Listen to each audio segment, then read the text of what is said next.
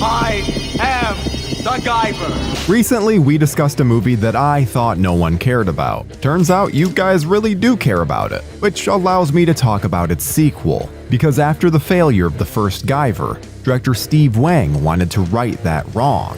Despite its cult status, he just couldn't look at the film without seeing all of his mistakes. So he set out to make a sequel that would fix what he perceived as failures. Only one problem: there was no Mark Hamill, and therefore no star power. So with a third of the budget and a desire for something darker, Wang set out to make his Guyver sequel. So it's time for us to revisit Guyver 2: Dark Hero.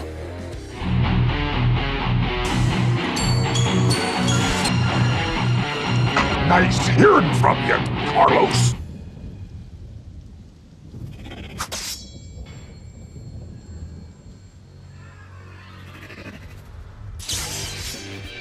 Despite not bringing in a lot of money on the home video market, the Guyver gained a cult following after repeated airings on HBO. Across the pond, European fans loved this little film called Mutronics the Movie, so there was clearly a desire for the property to get another chance. Directed by Screaming Mad George and Steve Wang, the original Guyver is an almost fever dream of special effects, practical creatures, and a pounding score. We made a video all about it, so if you want to know even more, make sure to check that out. Screaming Mad George was initially offered the chance to direct a Guyver sequel, but he turned it down, balking at the proposed budget of just $1.5 million. After all, that was half the budget of the original film, and with the idea that sequels always had to be bigger and better, that just wasn't gonna cut it. He felt with all of the special effects that it was an impossible task. With Screaming Mad George's blessing, Steve Wang approached the Kadokawa Corporation, who held the rights to the manga, about helming the feature film himself, which is when he found out that the proposed budget was actually half what he was originally told. That's right, they wanted him to make a Guyver sequel for a mere $800,000. Wang was in shock until the company told him that, "We just want one monster, one cute girl, and you can do whatever the hell you want." Despite this, Wang still had a desire to give fans the Guyver movie that they wanted, one more serious and darker in tone. He wanted to do right by the fans, so he met with original Guyver manga creator Yoshiki Takaya. They both were in agreement that the Guyver cinematic universe needed to be separate from the one in the manga. Continuity would just prove to be too difficult given the minuscule budget that they'd be working with on the feature. Wang knew that he wanted to connect it to the original film, while also being more faithful to the manga itself. So Steve contacted Ray Sassir, a producer and friend of Wang's who was known for producing impressive low-budget movies. Despite not having any feature film experience, Wang then hired his friend Nathan Long to script the project. Steve allotted 3 months for pre-production, with the first 2 months being mostly dedicated to creature effects work. The final month would be used for location scouting and casting. Not a lot of time to get the film in shape. All the while, Long would try to write the script. Wang wanted the story to be much more serious than the prior Guyver, which felt more directed at children, a la Teenage Mutant Ninja Turtles. He wanted a serious story and a darker tone. And despite it being a sequel, Wang wanted it to stand on its own, with limited references to the first film. Further facilitating this was the fact that the original Sean Barker actor, Jack Armstrong, declined to return for the film. Up-and-coming actor David Hayter instead got the part. You probably know Hayter as the voice of Solid Snake in the Metal Gear Solid games, but he also wrote X-Men, X2, and Watchmen. Hayter has a very distinct delivery. No. But it honestly adds a level of camp that makes everything so much more fun. And his Sean is just a better character this time around. Unlike Sean in the original film, whose sole focus seems to be Miski, Sean here is struggling with the deaths that he's caused as the Guyver, and he just wants it to stop. He's searching for answers and some kind of way to stop the cycle of violence. Despite originally auditioning for the supporting role of a henchwoman, Kathy Christopherson was cast in the role of Corey. She's headstrong, and it's clear why Sean would quickly fall for her. Wang was lucky enough to cast veteran character actor Christopher Michael as CI agent Atkins. Michael often appears as a cop in various films, so this felt perfect for him. For the part of the main bad guy, Arlen Crane, Bruno Giannato was cast in the role. Personally, Bruno is one of the best parts of the movie, with Crane giving some great monologues and having an awesome Zoanoid design. Not to mention, once he goes full Guyver mode. Original creator Yoshiki Takaya was actually against the inclusion of the Guyver Zoanoid, mostly because he was wanting to utilize the idea in his own manga. Thankfully, he relented and it gave us one of the coolest visuals of the entire film. The story of Guyver Dark Hero would follow Sean Barker as he's searching for a way to stop the Guyver unit's violent tendencies. After being drawn to an area in the mountains, he discovers an archaeological dig and gets closer and closer to the answers that he seeks. After a Zoanoid appears at the dig site, Sean knows he's finally going to discover his purpose. We get a little more of the Guyver's origins, complete with a flashback towards prehistoric times, showing the Zoanoids have been around for quite a long time. One of the more recognizable Zoanoids this time around is the rhinoceros-looking design of Volker. He gets the most prominent placement of any of the creatures and is properly intimidating, but it will always be the design of Crane that truly impresses. With a full on-screen transformation, there's an almost predator-like design with his jowls moving independently. While we would see the return of the Lisker Zoanoid design from the first film, this was really just for budgetary reasons, with a need for monster suits and not a lot of time. And this brings up the interesting concept that some Zoanoids will look the same despite being different characters. But this was the only real design that crossed over.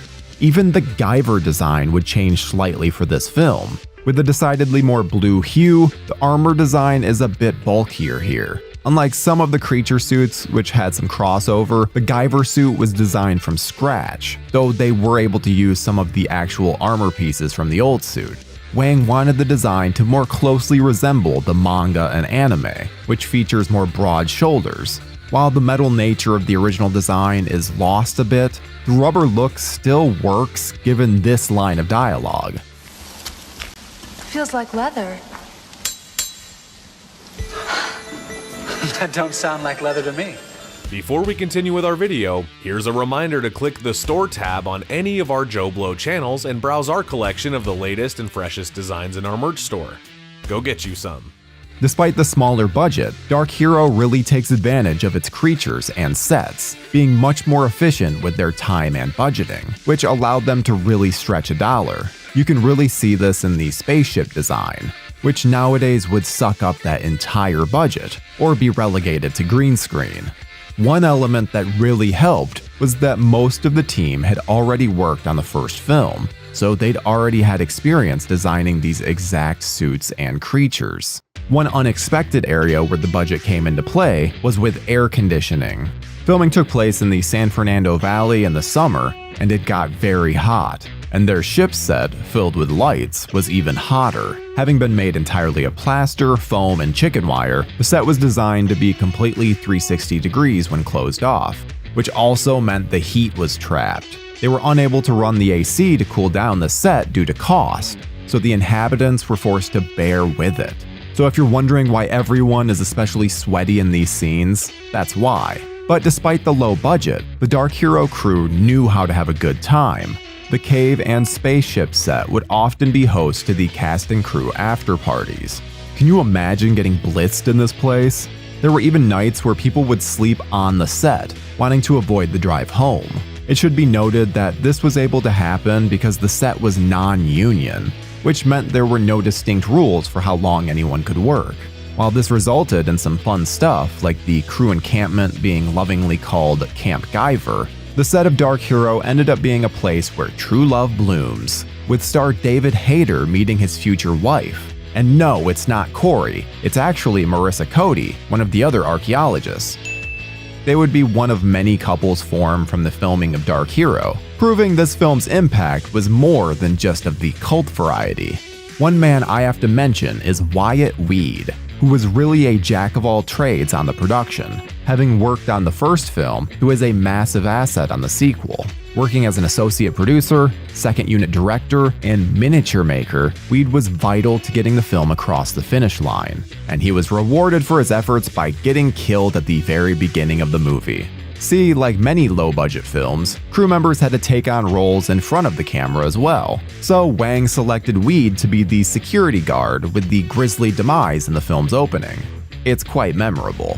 While most of the filming took place in Van Nuys at the warehouse, or the Angeles National Forest, the opening scene was at an entirely different place. Located in the City of Industry, production was able to find an old steel factory for the fight between the Guyver and the drug-dealing goons. This sets the tone immediately, with swearing and more violence than the first film. The factory was still operational, they were simply shut down for a few weeks due to a lack of orders. So the production was able to utilize the overhead crane in the building, giving them just a little bit more production value.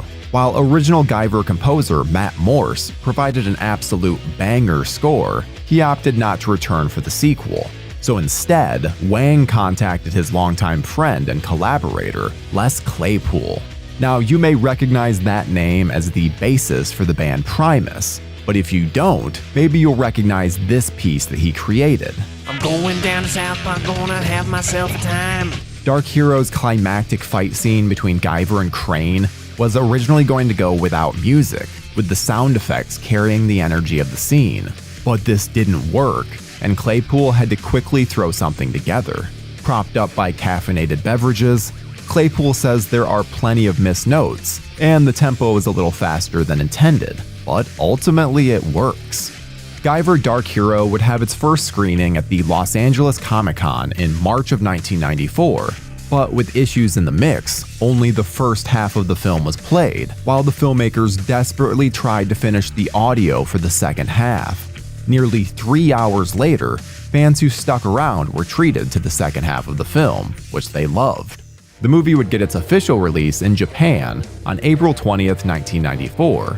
Like the first film, Dark Hero would not see a US theatrical release, instead releasing to VHS on October 19th, 1994. Reviews for the film were kinder than the prior entry, and became a video store staple. But even still, the movie was not a great success, and has been relegated to the cult wings for decades. New fans are discovering the film every day, and if you want to find out even more about the Guyver films, check out Budget Biomorphs, a wonderful book from Dom O'Brien all about the making of both films. It's filled with absolutely fascinating information and is worth a purchase if you like these movies. We currently find ourselves in the midst of nearly every property in existence coming back and being sequelized. So why not the Guyver? As much as I love these first two films, there's no denying that there's so much untapped potential here. A dark, serious take on the property is exactly what this Guyver fan needs. Because that suit is one of the greatest designs in all of fiction, and more people need to know of its existence. I'm doing my part. I'm doing my part too. And I hope you're doing your part too. Spread the word, because we need more Guyver.